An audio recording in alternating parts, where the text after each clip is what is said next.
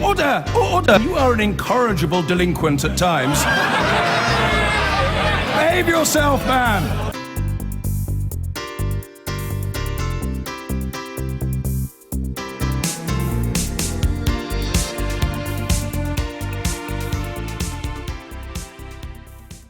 The release of another ISIS video featuring a British-accented jihadi has once again stoked concern about the number of foreign-born fighters flocking to join the militant group. But behind the endless stream of propaganda, who is really pulling the strings of the so-called Islamic State? Channel 4 News has gone behind the facade to examine the roots of ISIS.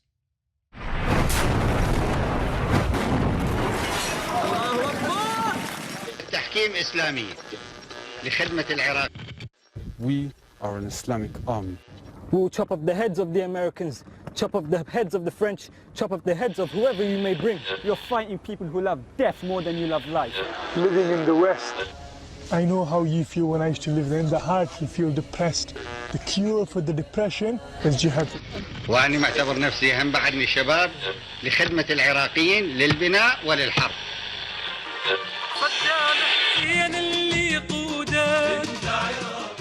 Saddam Hussein could be described as the godfather of the Islamic State.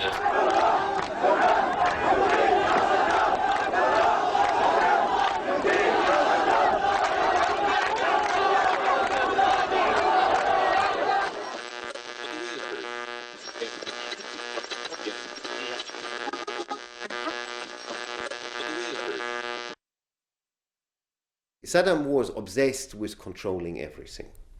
And he has trained people how to contribute to this control with competing intelligence agencies, with spreading fear, with sometimes killing completely innocent people, simply to make clear that everybody can be killed at every moment. And the leadership of IS is replicating these mechanisms. أو يصلبوا أو تقطع أيديهم وأرجلهم من خلاف أو ينفوا من الأرض. ذلك لهم خزي في الدنيا ولهم في الآخرة عذاب.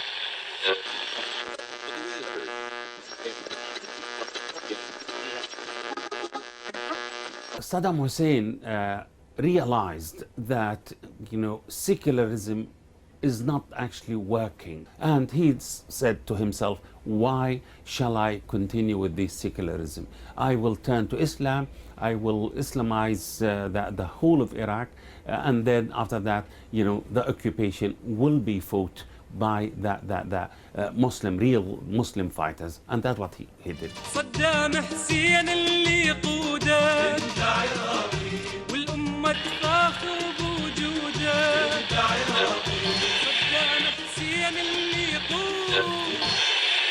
Ladies and gentlemen, we got him. Within a second, signing his first decree in late May 2003, Paul Bremer created hundreds of thousands of new bitter enemies without need. They were opportunists, they were career people. They would have happily served under any new regime. They were the brightest and the most experienced when it comes to organizing a state, organizing an apparatus of oppression, of control, of infiltration. All the skills we see today to a high degree exercised by the Islamic State. This is a message to that despicable swine, David Cameron. If you fear death and that's what prevents you, death will reach you anyway. We are willing to lay down our blood on this soil.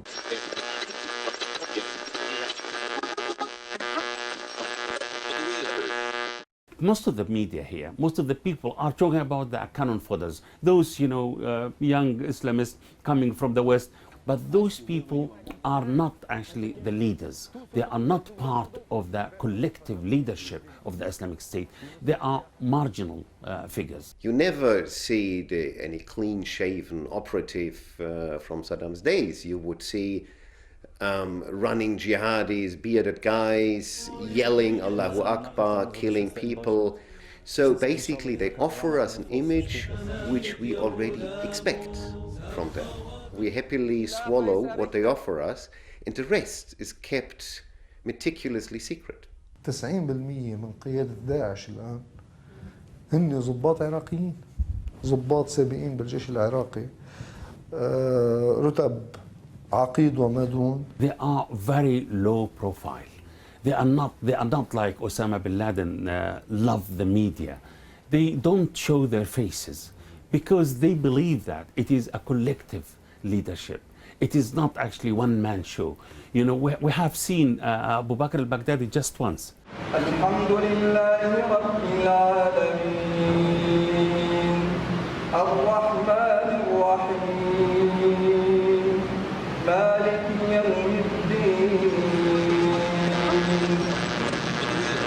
We didn't see his ministers, military planners, we did not see them at all. ومكن لهم بعد سنين طويلة من الجهاد والصبر ومجالدة أعداء الله ووفقهم ومكنهم لتحقيق غايتهم فسارعوا إلى إعلان الخلافة وتنصيب إمام. Baghdadi was chosen because he was the only one among the top 10, 20 who had Islamic credentials. He was an educated preacher. He is presentable, while all the ex-officers would not be presentable because you would have their CV colonel in the military intelligence of Saddam Hussein, which is rather unusual for a jihadi group. قال تعالى كتب عليكم القتال وهو كره لكم.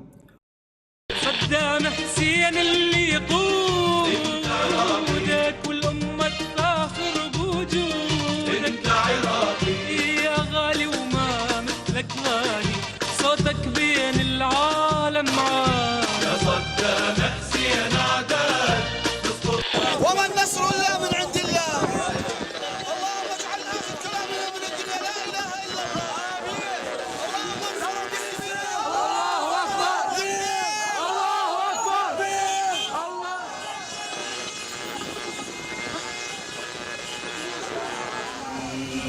أمتي فاستبشري لا تيأس النصر قريب دولة الإسلام قامت وبدا العز المهيب. This group was essential in the takeover of Mosul. They were basically the sleeping cells on the ground because you cannot take over Mosul with 900 fighters who come from outside. They helped. They were crucial in this. ضباط البعث هن من تولوا يعني عملية الاستيلاء على الموصل وعلى مجتمع الموصل وعلى الرقة وعلى مجتمع الرقة وهن اللي عملوا البنية التحتية اللي مهدت لوجود هذه السلطة. Days later, Mosul had fallen, they were happy. Days later, they started to enroll, they started to put on display again the big posters they had of Saddam Hussein. Hidden for years, and now they were taking them out again and thought, okay, we are back in power. It took hours that the first Daesh groups came and told them, guys, we understand that you like it, but from now on there is only one symbol, there's only one flag, and this is our flag. So immediately take off this.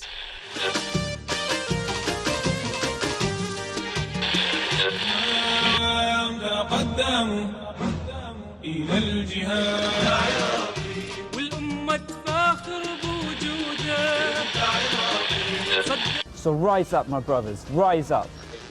Kommt, wir warten auf euch. L'heure suprême n'arrivera pas avant que les Romains descendent sur Dabir. What the leadership of IS is doing today is much more creative in combining more than only the skills learned under Saddam. These officers, they were raised and were operating in the framework of an existing power, of an existing state. What they have shown us in Syria is that they are able to combine Saddam's tactics, procedures, with, in a way, Lenin's takeover of a country with a small group of men in the state of chaos and anarchy. They are much more advanced and creative in developing the right answer to current situations, which are changing from country to country. So it is trained brains who have developed. It's not only Saddam's revenge from the grave, it's much worse.